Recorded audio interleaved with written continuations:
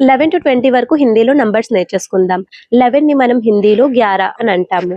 Repeat after మీ. 11 11. 12 ని మనం 12 అని అంటాము.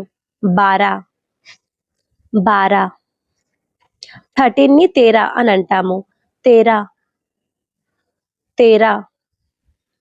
14 ని 14 అని అంటాము. 14 14.